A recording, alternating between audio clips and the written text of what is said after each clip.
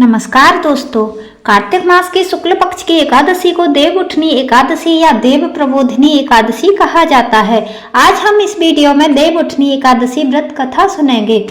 एक समय की बात है, एक राजा के राज्य में सभी लोग एकादशी का व्रत रखते थे। प्रजा और नौकर चाकरों से लेकर पशुओं तक को एकादशी के दिन अन्न नहीं दिया जाता था।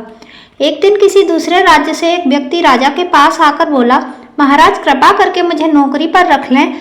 तब राजा ने उसके सामने एक शर्त रखी और कहा, ठीक है रख लूंगा, लेकिन रोज तो तुम्हें खाने को सब कुछ मिलेगा, परंतु एकादशी को अन्न का एक भी दाना नहीं मिलेगा। व्यक्ति ने उस समय हाँ कर दी, पर एकादशी के दिन जब उसे फलाहार का सामान दिया गया तो वह राजा के पास जाकर बोला, महाराज इससे मेरा पेट नहीं भरेगा, मैं भूखा ही मर जाऊंगा, मुझे अन्न दे दो। राजा ने उसे शर्त की बात याद दिलाई, पर वह अन्न छोड़ने को राजी नहीं हुआ। तब राजा ने उसे आटा, चावल, दाल आदि दे दिए।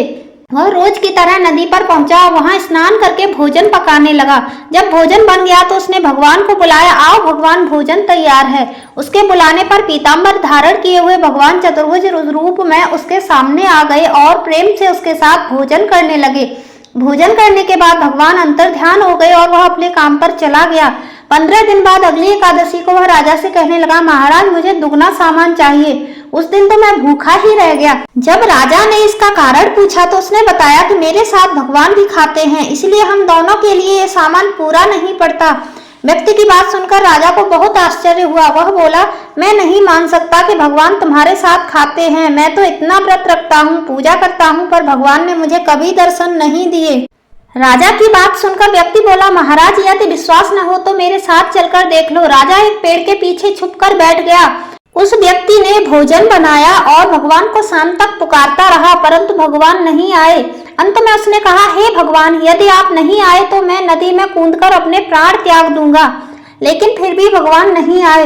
जब वह प्राण त्यागने के उद्देश्य से नदी की तरफ बढ़ा और प्राण त्यागने के लिए तैयार हुआ, तब भगवान उसका दृढ़ इरादा जानकर शीघ्र ही प्रकट हो गए और उन्होंने उसे रोक लिया और उसके साथ बैठकर भोजन करने लगे।